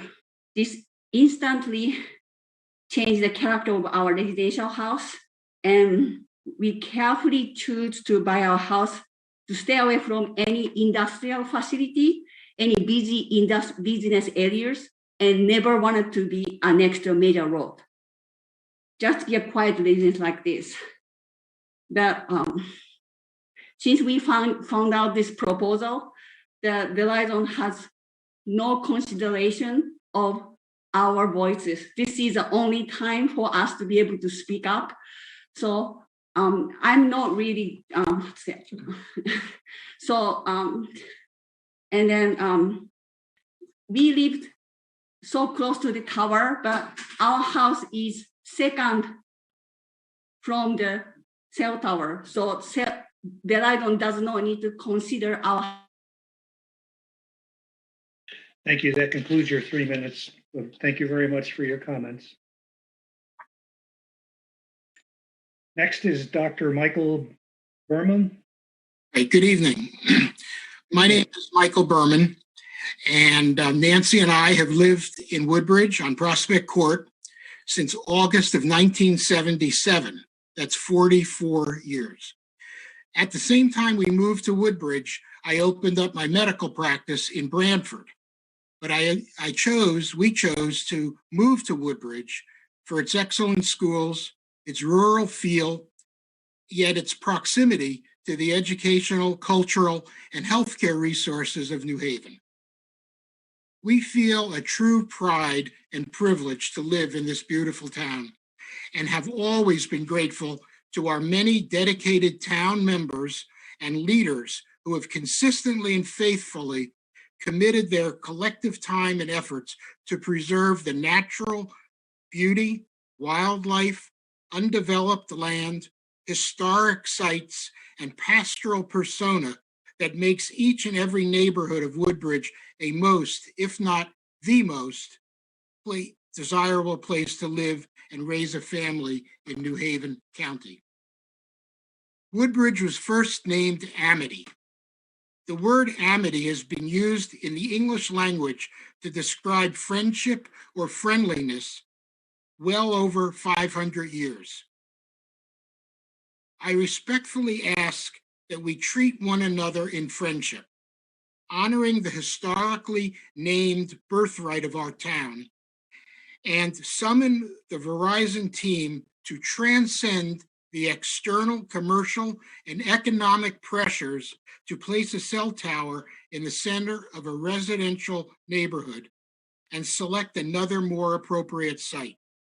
In a town once called Amity, we cherish the harmony it shares with its existing terrains and its history, legacy, and its soul. We must preserve the serenity, natural beauty, safety, and value of every residential neighborhood in our town. I hope the passions and concerns expressed here tonight can help us move forward, working together with Verizon to find a location that is acceptable to all parties and all citizens in Woodbridge. Thank you. Thank you, Dr. Berman. We'll now continue with Jonathan Greengarden, followed by Roger Hess. Mr. Greengarden. Good evening. My name is Jonathan Greengarden, and while I currently live and work in Washington, D.C., I still consider my home to be in Woodbridge because it's where I grew up, where my family still lives, and where I visit as often as I can. I'm especially concerned about this tower proposal because it would be on property directly abutting and impinging upon my family's residential property and unquestionably impacting my family on a daily basis. Although it's referenced as being at 118 Newton Road, it will be accessed from and in clear view of Soundview Drive, where my family has lived for 26 years. Our house is at the end of a cul-de-sac with only 5 homes on the street in a picturesque neighborhood with many young families. It's quiet, safe, there's no traffic, and it's a cul-de-sac where I learned to ride my bike, play kickball with my neighbors, and where so many young families of all ages still come today. My family takes much pride in our home and continuously works hard to maintain its character and appeal, and it will forever be ruined by the presence of this tower. The thought of it being clearly visible to us is absolutely revolting. It's hard to fathom trying to enjoy time outside in the front or backyard, or being inside and looking out the windows, only to see a cell tower hovering above us. The area where the tower would go has been gradually cleared of so many trees, and it's now a very open, sparse field. It would be unavoidable not to see it. Ironically, my family will be affected much more than the homeowners who have the lease agreement with Verizon because their homes are conveniently much further away from the proposed location of the tower. The idea that such a project could possibly be proposed at this location is both unimaginable and unconscionable. Aesthetically, the tower will be incredibly offensive and noxious. It's irrefutable that the general public's perception is that being in close proximity to a cell tower is undesirable and impacts the use, enjoyment, value, and marketability of one's property. I'm certain that if you were to tour this proposed site, and I hope you will, you would agree that this area is not appropriate. It absolutely does not fit with the landscape and character of the neighborhood. I would like to finish by noting that when a homeowner purchases their home, they're guaranteed certain rights of protection, one of which is the right of enjoyment. I can tell you unequivocally, this right would be clearly taken away from my family. It's obvious there's an upsurge of cell tower development, and I want to clearly state I'm not opposed to this. Anyone living in this era knows this is the wave of the future. However, I am vehemently opposed to having cell towers in heavily residential neighborhoods such as this one. There are much more practical, viable sites and options that have been offered to Verizon to accommodate the purported need for improved cell service in Woodbridge, and I urge you to seriously and resolutely have them consider these. I strongly beseech you to deny this application at this location. Thank you. Thank you, Mr. Greengarden. Before we move on to Mr. Roger Hess and Kevin Tatro, we're going to take a 11-minute break, and we will return back here at 8:15 for the remainder of the public comments. So that'll be a 11-minute break till 8:15. Thank you, everyone.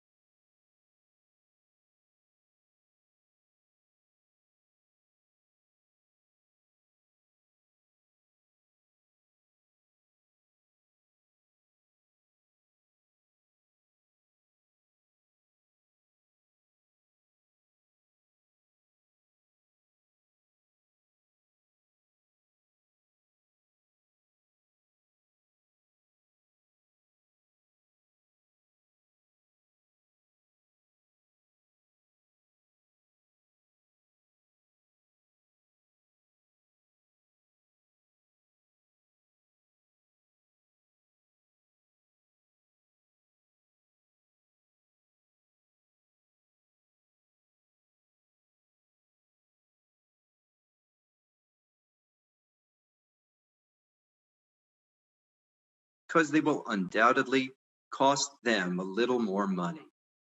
I cannot reconcile that a public commission might make a decision favoring a gigantic business's cost needs over a town's residents' quality of life and property values. I remain hopeful that you will consider visiting the area personally and that you will not approve this proposal and that you will side with the Connecticut residents whom you serve over the business behemoth. Thank you for your time and consideration. Thank you, Mr. Hess. I must apologize to everyone. I jumped the gun. I said 8:15 and I started early. I hope everybody was able to jump on and hear Mr. Hess's comments.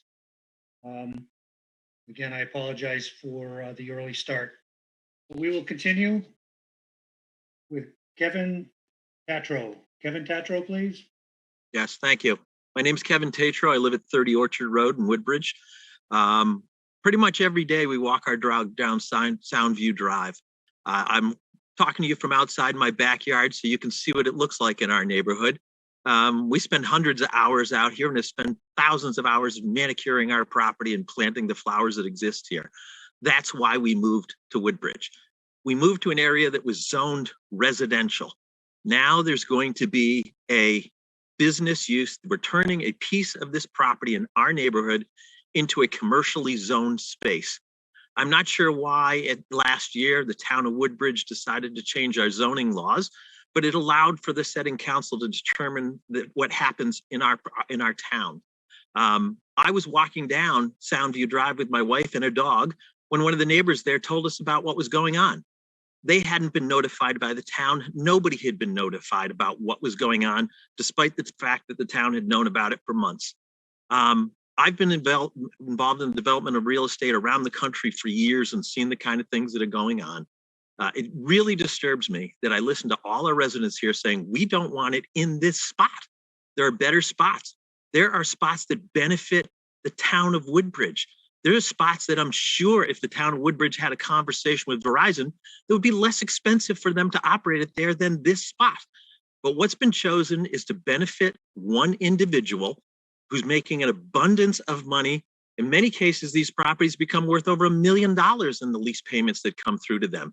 While it's well known and the most studies that are out there show that you have major declines in property values around cell tower properties, and yet the decision has been made by our town basically not to do battle with Verizon on this or make it a deal that is better than what's going on out there. We have to seriously wonder what's going on that one individual gets an unjust enrichment. Well, all of the neighbors are clearly going to be very negatively impacted. I mean, studies show 20% decline in property values near cell towers. Everybody knows that. 78% of the population has said that they would not buy a property near a cell tower. And yet, this is what's going on. I'm really curious where people are looking at this unjust enrichment of one individual and a taking in a diminished value from others without any representation. And at this point, I'm wondering who's going to sue who. The Woodbridge town people are very wealthy people on a whole. You've got dozens of lawyers located in direct vicinity of this place. I can't wait till the lawsuits start. Who are they going to be suing? The current property owner, the setting council, Verizon, the town? I'm not sure where this is going to go. But all the people living here in $500,000 houses that are going to lose $100,000 in value on average are probably not going to sit back and just watch this. From my standpoint, I look at this and say the setting council was set up to protect the risk. Thank you. Thank you for your comments. We'll now continue with George Lister, please. George Lister. Good evening. My name is George Lister. My home is 5 Forest Glen Drive, which is about 2/10 of a mile from the proposed site for the cell tower. I moved here 7 years ago when I was recruited to a senior faculty position. My late wife and I were attracted to Woodbridge because of its proximity and ease of access to New Haven and New York, where my grown sons live. We were particularly smitten, however, by the rustic feel and lush landscape and the care our neighbors apparently invested in this neighborhood. As a resident of this neighborhood, I absolutely realize that reliable cell phone service brings important benefits, including safety. Accordingly, my concern is less about my own home. Rather, my concern is for those families adjacent or closest to the tower who I believe bear a hugely disproportionate burden. There is little doubt that having a tower in one's backyard reduces the value of the house, impairs the ambiance, and is a deterrent for its sale. I dare say that no one listening to these comments would willingly move to a home next to a cell tower. Furthermore, I'd anticipate it to be even more disconcerting to have a cell tower erected next door without your consent after you purchased your home. As part of any community, even if there are not specified guidelines, we all have a responsibility to keep our property tidy, safe, and commensurate with the decor of the neighborhood.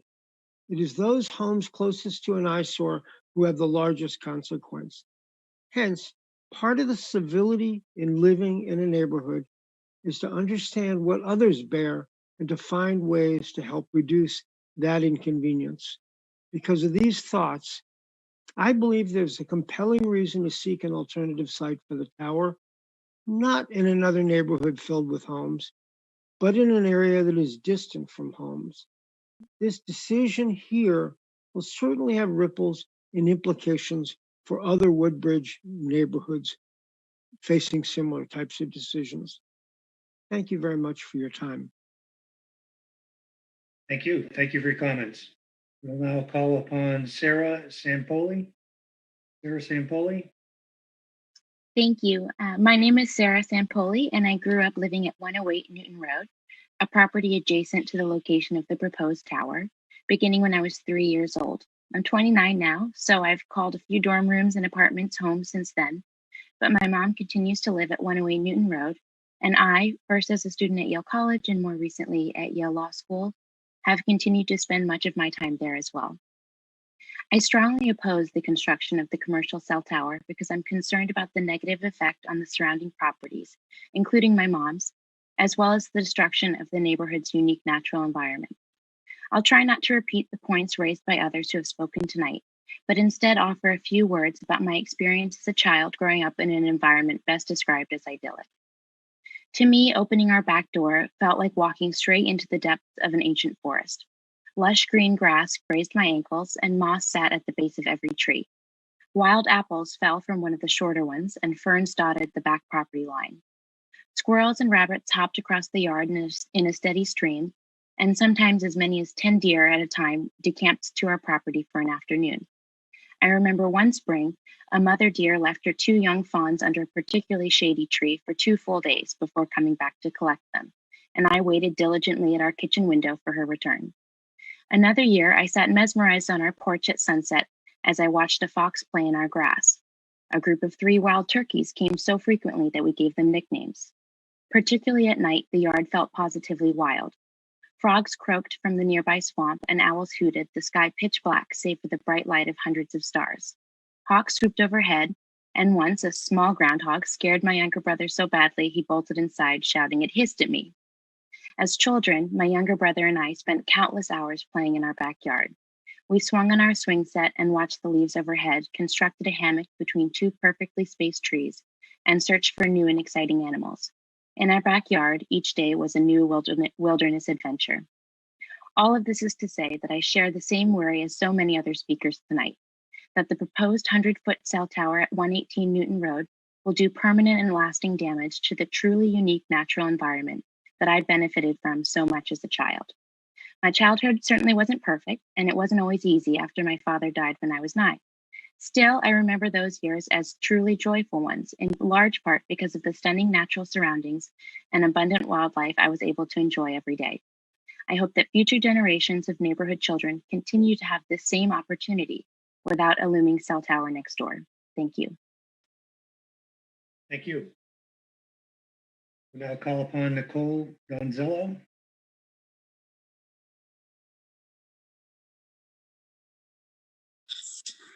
Good evening. How are you? Good evening. Thank you for the opportunity to speak. I speak in support of my fellow residents. I do not reside in the area where I will be adjacent to the cell tower. However, I support my fellow residents as they would support me if I were in their shoes. In determining whether a tower should be erected at the Newton Road location, I respectfully request that this council balance any compelling public interest in erecting this tower at this particular location with any detrimental effects on adjacent residents' property values when assessing the evidence that's been presented. And I do consider comments from my fellow residents evidence. The Selco argument is that there's a compelling public interest to have uninterrupted service in Woodbridge. I personally do not have any issues at my residence in town. I'm approximately 1 mile away, and I do have Verizon as my carrier. However, I do acknowledge that there are some areas that can be described as spotty. Now, I use spotty, and I don't like to use the word gap because gap would mean that there is a significant issue within the town. And as indicated by a fellow resident earlier, there is a map and evidence currently that indicates that this is very minimal. That being said, I would ask the question, and I ask this theoretically, not to actually ask for a response. Has the cell company proven that a tower in this exact location is the only solution to this problem? And if they have, does this need outweigh the detrimental effect this placement will have on adjacent residents' property values? Now, the Selco claims that it has investigated other potential sites in the area and that Soundview, and I use Soundview because that is where the entrance is the only site that can provide the necessary service. Although I just heard, which is very disconcerting to me, from a fellow resident that Selco conceded today that they did not, in fact, investigate all possibilities. And I really find that troubling. Verizon should not only investigate the possibilities they have neglected to, but also investigate the possibility of connecting their services to other wireless structures already in existence, not only within Woodbridge, but the surrounding towns such as Ansonia, Bethany, Seymour, as shown on the maps that I was able to view on your website. The detrimental effect the tower will have on property values for those residential properties around its location substantially outweighs the need to have a tower at this exact location to improve service. As I indicated earlier, I was not able to view the hearing earlier today, but I'm sure you have heard or will hear from appraisers who can provide concrete evidence to support this argument. The presence of a tower will 100% cause substantial damage to the character of the neighborhood aesthetically. Thank you. That concludes your comment allocation of time. We'll now call upon Margaret Malley. Margaret Malley. Yes.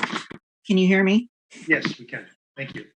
My name's Margaret Malley. My husband Andrew and I have lived at 11 Soundview for 21 years. When we moved here, our children were very young. Now they're in their 20s. We live one house away from the proposed site. We moved here for many of the same reasons all our neighbors have said, so I won't go into that. We oppose a cell tower because we're concerned about a decline in our property value mainly. While we aren't planning to move soon, we're at the age where we're thinking about downsizing, and we don't want our future plans impacted by lower property values. It isn't right that we work for this home and put money into it only to have its value decline. It isn't right that our future plans would be affected. I don't know if the siting council has made a site visit, and the photos I see in the application don't seem to show it, but our short street takes a sharp blind turn halfway down. The end of the cul-de-sac is clearly visible as soon as you make the turn. The proposed cell tower will be neatly framed in this opening. When you buy or sell a house, you think about curb appeal. For us, the first impressions buyers would have is a cell tower looming at the end of the cul-de-sac. Our neighborhood seems to be undergoing a cyclical change. Older owners are moving away and young families are moving in. Pre-pandemic, I've never seen so many kids at our bus stop. During the lockdown and pandemic, folks were out walking, exercising, walking their dogs, riding bikes. We've never seen so many people come down our street. It was great. And folks continue to do so. I have to say, when I was a kid growing up in Concord, Mass, riding my bike around, and later in high school driving around, this proposed cell tower would have been a magnet. It's easily visible, it had a fence to climb, all kinds of stuff to check out. Challenge accepted for teenage me. We've heard that Verizon has rejected the numerous alternative sites proposed by the town of Woodbridge. My question is, if the proposed site was not available, Verizon would undoubtedly figure out an alternative. Clearly, this site is the easy one for Verizon. Street access through our quiet cul-de-sac. Hardly any site prep needed. Just because it's easy doesn't mean it's the right place. Cell towers don't belong in residential neighborhoods. Thank you. Thank you. Next on the list is Joseph Crisco. Mr. Crisco.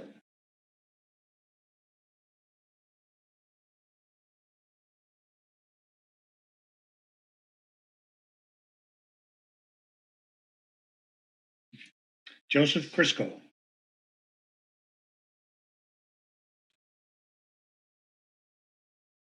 Next on the list is Christy Layden. Christy Layden. Hi, my name is Christy Layden, and I reside at 16 Forest Glen Drive. I have lived in this house with my family since 2012. This is the same property that my husband was born and raised on. I oppose the cell phone tower because my family purposely chose to live in a rural, wooded area, and now this has the power to drastically change the landscape of the entire community without any consideration of the surrounding homes. My property is completely encompassed by aging 60 to 75 foot white pine trees that need to be replaced and will cause extreme exposure to the site. I believe the evaluation of the homes immediately adjacent to the tower, including mine, will be impacted during a time that our community is suffering economically. If you can see my background, this is my property. This is the corner that would be affected, and that's my view that I'd lose. Thank you for your time. Thank you for your comments this evening. Next is Rick Sadler. Mr. Sadler.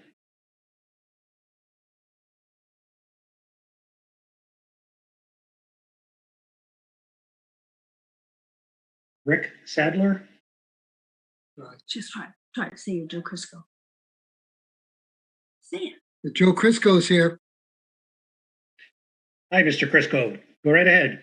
Thank you. Well, thank you for your service as a member of the Board of Selectmen and former state senator for 24 years. My wife and I, Pat, are opposed to the location of the tower. There are other sites available that could be utilized. In all the years we've been customers of Verizon, we've never had a service problem. Thank you again for your service. Thank you, Mr. Crisco. We'll call upon Rick Sadler again. More, but you didn't want to. It's as simple as that. What more can I only have 3 You could have minutes? done all. Rick Sadler.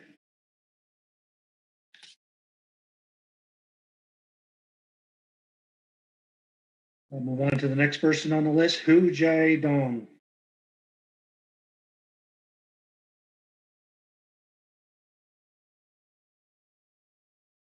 Hu Jai Dong. Can you hear me now? Yes, thank you. Good evening. Respectful member of sitting councils. My name is Hui Jia Dong. I'm a resident of Woodbridge. I'm here today to express my deep concerns about the impact of placing a 100-foot tall cellular phone tower base tower in a residential area. Actually, it is planned at the backyard of 118 Newton Road. We moved from out of state to Connecticut about a year ago. While looking for a new home, we instantly fell in love with this community. This is a neighborhood where kids play block soccers or block hockeys family bike, walk, and hold summer parties without concerns. And this is a town of many trees, natural trails, wild animals, and community gardens. I believe that a tower would negatively affect our community and leave a different neighborhood for the children growing up in it in future. While we understand that more cell phone towers are needed to support our technology life increasingly, I believe this particular tower does not believe in the residential area. I strongly hope that Verizon Wireless will seriously consider alternative locations that Woodbridge Township provided and come up a more suitable location in favor of town residents' health, welfare, and the enjoyment of the nature beauty around us. This is really beautiful town. Respectful sitting members, I appreciate the opportunity to voice my opinion on this issue. We are the residents who will be directly affected by a cell phone tower in our neighborhood and must continue be included in conversations about oversighting of the cell phone tower placement, as this could happen in anyone's neighborhood and in anyone's backyard. This is a time to consider incorporating policy that mandate minimal distance from residential structures, surveillance of noise, and radiation from a tower, and assessment of environmental health prior to recommending this kind of infrastructure. And thank you so much for your attention and your time. Thank you. I will now call upon Mika Cardoza. Mika Cardoza.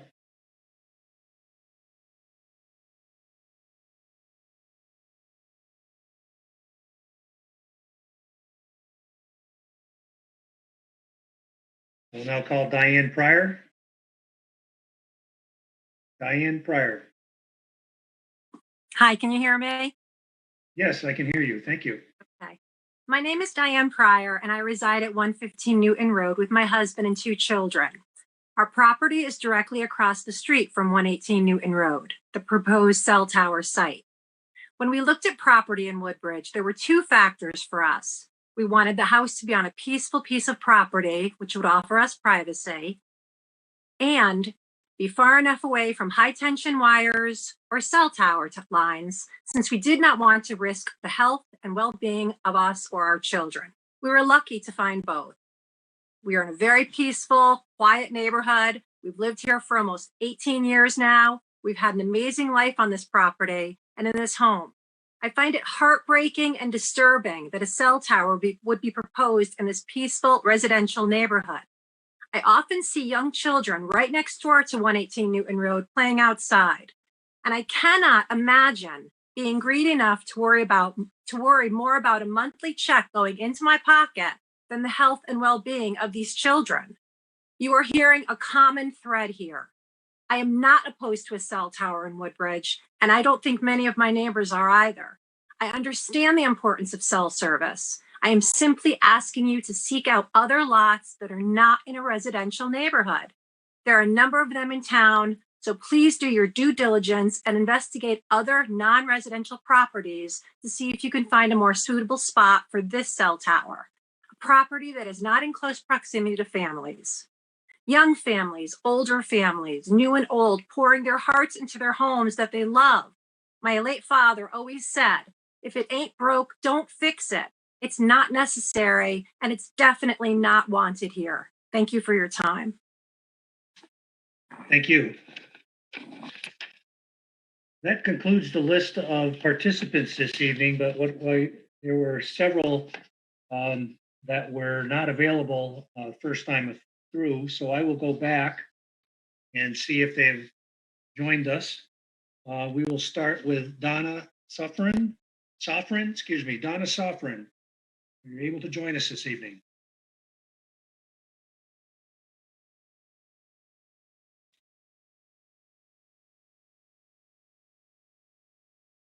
Is Michael Sofrin with us?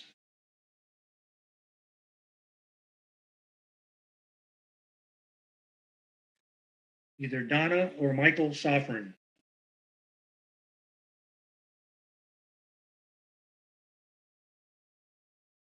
Is there a Jean Shannon?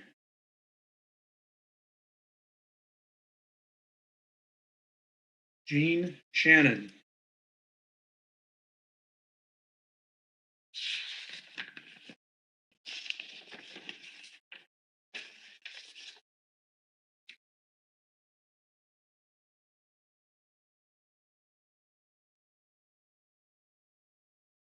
Ann Warner.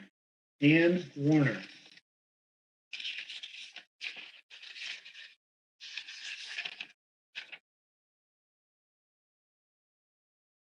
Ann Warner.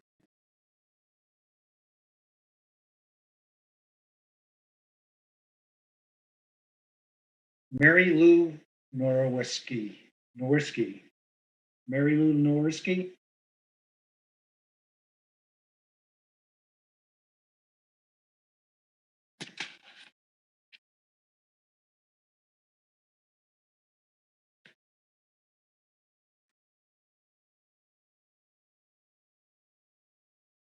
Ellen Skeletter.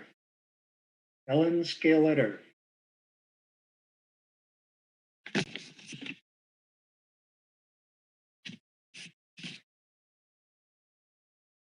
Ellen Skeletter.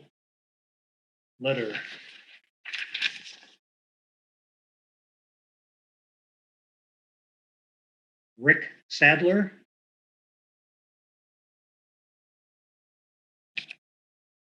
Rick Sadler.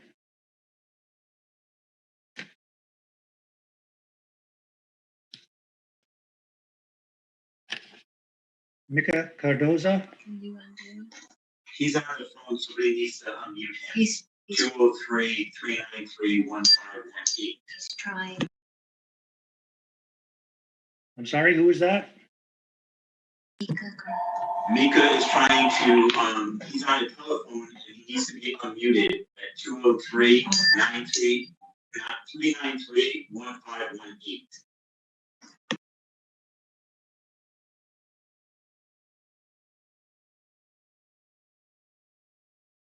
Hi, this is Mika Cardozo. There you go. We can hear you. Please continue. Sorry for that issue. I did want to voice my strong opposition. And my points are very consistent with those points already provided by the many neighbors, residents, and friends who have spoken. There are a few points that I would like to just reiterate or reemphasize. I very much agree that there's a disturbing lack of information supporting the level of need for the cell tower exclusively at the location that's been proposed.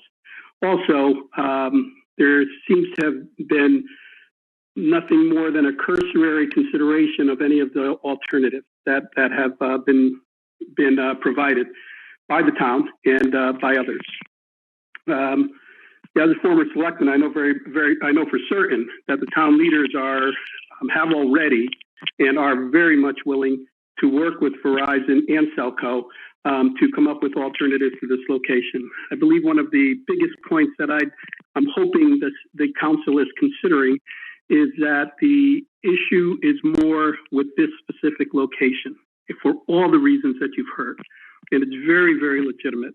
And we're hoping that you will more or less hold the company accountable to truly demonstrate that there is no viable or feasible alternative in terms of bringing the level of service to the degree that it would provide the improvement that they're looking for. I can tell you, as one of the other callers had indicated there, that the service can be spotty. However, it's not a significant problem, and even something where it's not ideally where Verizon and Cellco are looking to put it.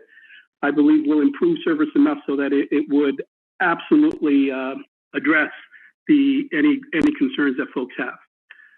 So I'm hoping that the council will indeed weigh the detrimental impact of the tower will have on the neighborhood and the town as a whole against the information that's being provided, and be certain that there's no alternative, because everyone is willing to work this through. And we're hoping that the company will also, Celco and Verizon will also look to do that with us. So thank you for your time. Thank you. Well, that concludes our public comment session for this evening. I want to thank everyone for coming out and voicing your opinions and your comments this evening. Thank you once again. The council announces that it will continue with the evidentiary session of this public hearing on Tuesday, August 31st, 2021 at 2 p.m. via Zoom remote conferencing.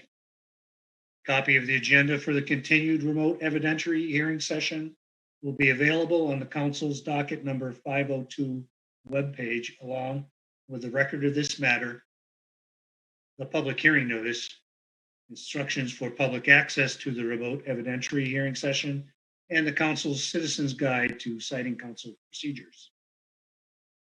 Please note that anyone who has not become a party or intervener, but who desires to make his or her views known to the council, may file written statements with the council until the public comment record closes. Copies of the transcript of this hearing will be filed at the Woodbridge Town Clerk's office. I hereby declare this hearing adjourned, and thank you everyone for your participation. Have a good evening.